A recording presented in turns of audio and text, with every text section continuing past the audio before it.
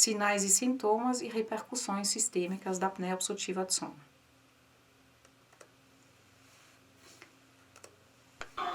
Os sinais e sintomas da apneia obstrutiva do sono na criança, elas são a respiração oral, os próprios eventos respiratórios, como roncos, pausas respiratórias observadas, pode ocorrer a enurese noturna, sudorese noturna mais acentuada e pode haver sintomas diurnos como hiperatividade e dificuldade de concentração. No vídeo ao lado, nós vimos um perfil de uma criança dormindo, mostrando a posição de hiperextensão para retificação da via aérea e o uso de toda a musculatura respiratória, inclusive a acessória, para vencer a resistência em vias aéreas e garantir um volume respiratório. Observamos a boca aberta, escutamos mais ou menos o ronco e vimos a sudorese excessiva nessa criança relacionado às alterações das atividades simpáticas parasimpáticas e do esforço respiratório que essa criança faz. Quanto às repercussões sistêmicas, praticamente todos os sistemas são acometidos pela apneia obstrutiva do sono. Os sistemas metabólicos, cardiovascular, a função imunológica, funções cognitivas e aprendizado, e abordaremos também a questão do crescimento, tanto pontoestatural na criança como o crescimento crâniofacial, que já esboçamos um pouco como fator de risco. Os grandes vilões da apneia obstrutiva do sono são a hipoxemia intermitente, a fragmentação do sono com a perda da arquitetura do sono e as variações extremas da pressão intratorácica, principalmente responsável pelas repercussões cardiovasculares. Quanto a distúrbios metabólicos na criança, já em final de 1998, Marcos e colaboradores observaram que crianças com apneia obstrutiva do sono mantinham níveis de glicemia mais elevados, o que foi confirmado por outros estudos associados a uma elevação na insulinemia, elevação nos níveis de leptina, com associação para a síndrome metabólica, principalmente em crianças obesas, estudados por Verhulst e colaboradores. A adenotonsilectomia sugeriu em reduzir este risco e estas alterações. Porém, nenhum desses estudos eram estudos randomizados para melhorar o nível de evidência. Estudos endocrinológicos mostraram que a disfunção do tecido adiposo e das vias metabólicas, ela está baseada principalmente pela hipoxemia e pela fragmentação do sono. E no esquema de Gozal, ele mostra, então, o quanto que esses três vilões, hipoxemia, despertares, com fragmentação do sono, e a variação da pressão intratorácica, deflagra a ativação simpática, deflagra um padrão inflamatório e estresse oxidativo com repercussões cardíacos e metabólicos. Aqui na Faculdade de Medicina, nós fizemos um estudo observando 4 grupos de criança, sendo o grupo 1, crianças não obesas com SALS, grupo 2, crianças obesas com SALS, grupo 3, crianças obesas sem SALS e um grupo 4 de crianças controle, sem obesidade e sem SALS. E observamos que tanto as crianças obesas como as crianças com SALS apresentavam níveis de glicemia e de insulinemia e de Roma diferente às crianças do grupo controle, mostrando que tanto a obesidade como a apneia obstrutiva do sono eram fatores de risco para a disfunção metabólica, para a glicemia e para a insulinemia. Quanto aos distúrbios cardiovasculares em crianças, os primeiros relatos de descompensação cardíaca direita corpulmonar associada à hipertrofia das tonsilas foram relatadas na época de 1965. Futuros estudos mostraram diminuição da ejeção do ventrículo direito com aumento das dimensões do ventrículo direito, alterações do ventrículo direito e diminuição de fração de ejeção, e em uma revisão sistemática com meta-análise dos estudos de coorte, observando os resultados de ecocardiograma, mostrou-se então que havia evidências de moderada qualidade entre uma associação de apneia do sono e as alterações cardíacas direitas, como o diâmetro do ventrículo direito, da posição do septo interventricular, do fluxo em ventrículo direito e da pressão da artéria pulmonar, com melhora após a adenotonsilectomia. A hipertensão arterial sistêmica tem sido apontado como outra manifestação do sistema cardiovascular. Marcos e colaboradores, já em 1998, constataram que picos de hipertensão correlacionavam com severidade de SAOS e o grau de obesidade. E Koyama, 5 anos depois, associou a elevação da pressão arterial com índice de apneia e hipopneia acima de 10 eventos por hora. Isto preocupou porque a Academia de Pediatria ela tem apontado que indivíduos com hipertensão na infância têm um risco aumentado de desenvolver hipertensão arterial na fase adulta.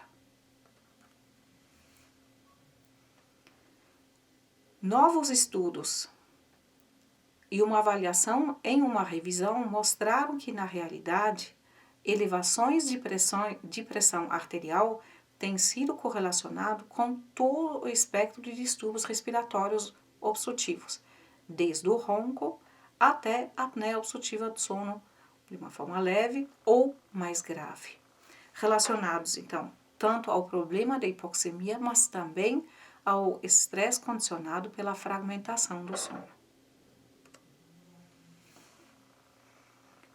Quanto à avaliação dos níveis de pressão diurno-noturno, foram realizados alguns estudos com avaliação da pressão arterial antes e após a adenotonsilectomia. Vários estudos avaliaram somente níveis pressóricos pontuais.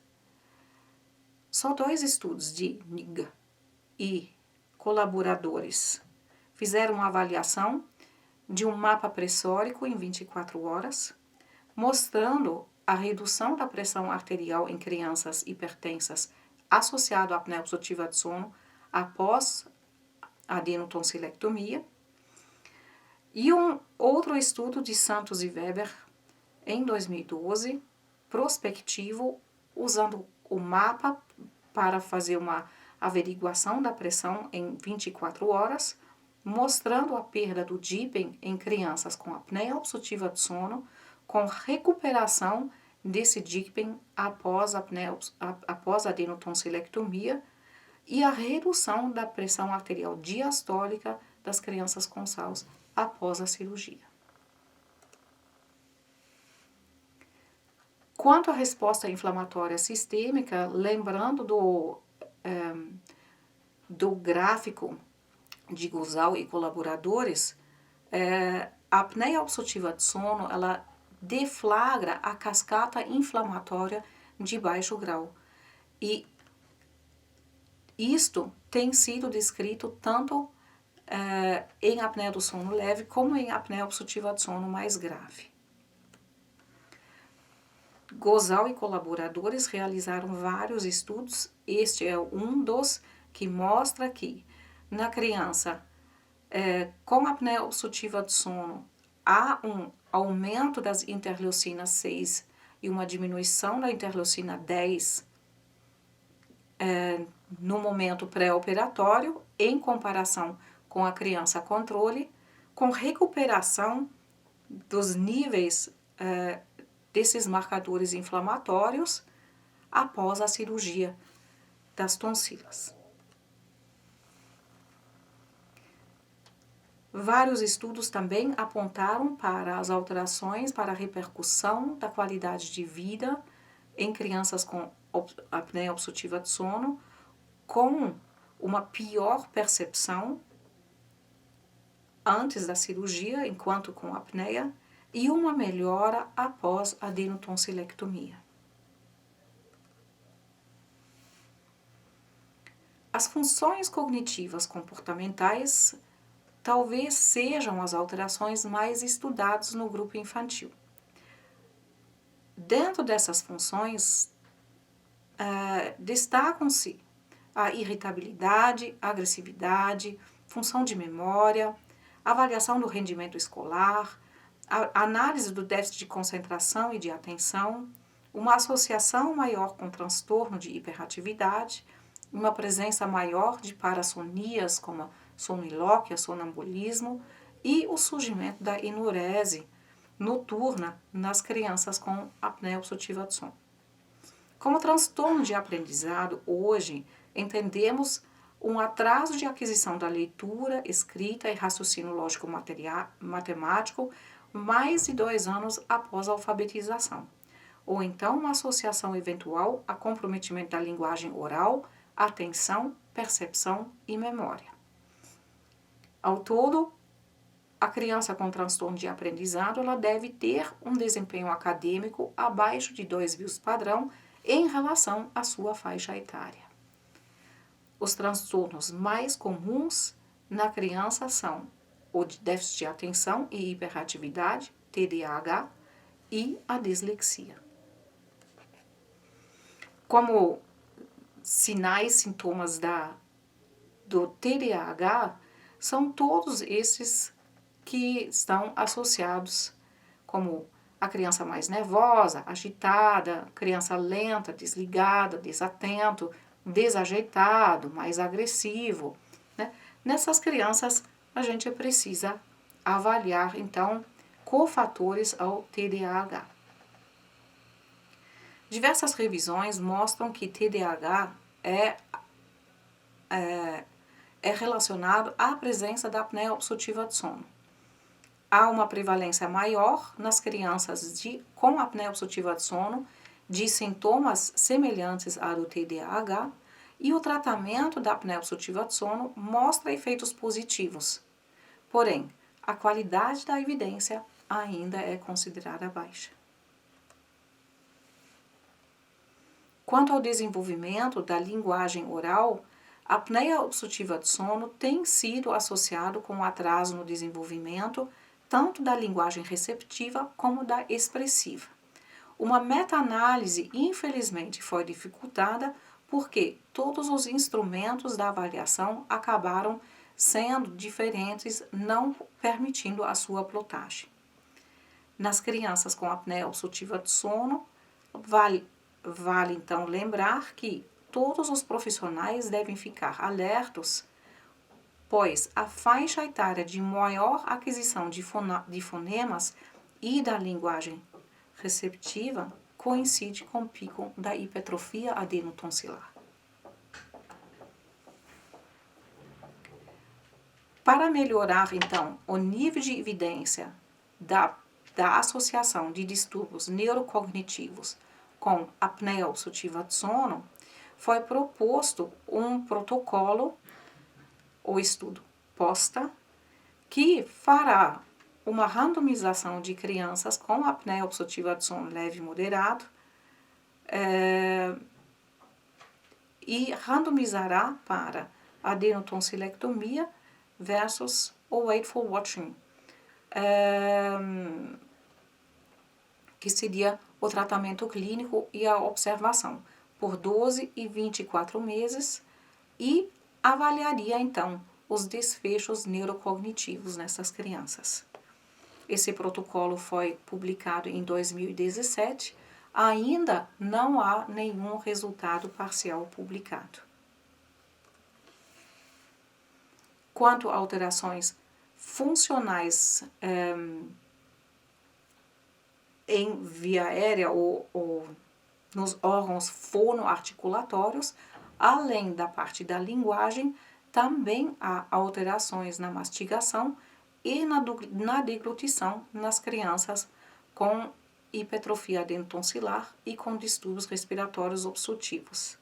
Lembrando que o mau uso da musculatura facial, como o posicionamento errôneo da língua, são 2 fatores que vão influenciar também o crescimento crâniofacial. Quanto ao crescimento ponderoestatural, classicamente sabemos que a criança com roncos, apneia, respiração oral, ela tem uma ingesta alterada, ela tem um gasto energético respiratório maior, embora os estudos apontam para baixa qualidade de evidência. Crianças respiradores orais, elas têm infecções de vias aéreas de repetição e estudos apontam que a fragmentação do sono faz com que há uma diminuição da síntese de GH. Quanto ao crescimento crâniofacial, já discutimos, já apontamos para os diversos estímulos errôneos para o crescimento crâniofacial que acabam levando para o desenvolvimento do chamado face do respirador bucal ou então da face adenoidiana.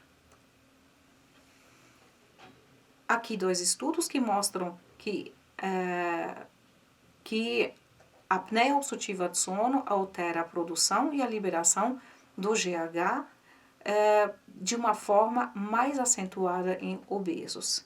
E após a adenotonsilectomia, com 24 meses de follow-up, observa-se então um crescimento maior, tanto em peso como em altura, sendo as crianças mais jovens as mais beneficiadas.